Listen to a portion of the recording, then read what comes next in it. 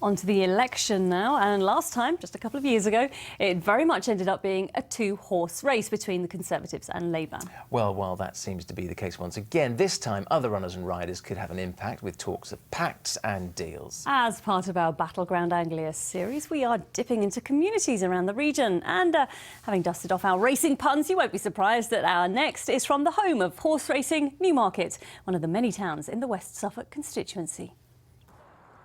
Out training today, riders from the track that's made Newmarket famous. But as elections go, historically this has been a one-horse race. The seat has always had a Conservative MP. It's currently held by Matthew Hancock, the Health Secretary, and at the last election the Tories got more than twice the number of votes as their nearest rival, the Liberal Democrats. In the EU referendum, West Suffolk voted Leave by 63%. We visited one busy restaurant to judge the mood among voters.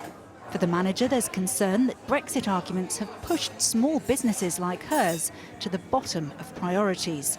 God knows how much investment and money's being spent on something that hasn't happened yet, and who knows what else. For most, this does seem to be a Brexit referendum. Yeah, I'm really glad we're having another general election, and I'd like to get our vote out there. I did vote to leave, and I would like democracy to prevail and basically let the country know what we want and the Parliament know that we want. I'm looking forward to a Conservative government getting elected and getting the Brexit issue sorted out after all these years.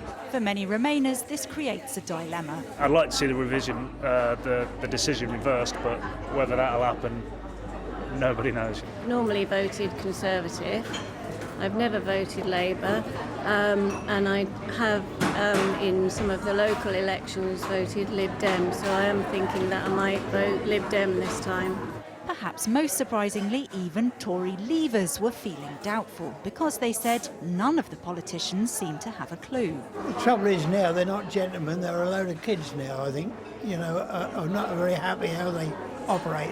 Well, I've always been Conservative, but I'm thinking, I don't know, I'm thinking about changing, but I've got to really think about that. And in all the disenchantment, a reminder that democracy matters for its own sake. Like in the past, women weren't allowed to vote. And that's one thing I think is really amazing, that all of us have a say and an opportunity to express our opinion of our country.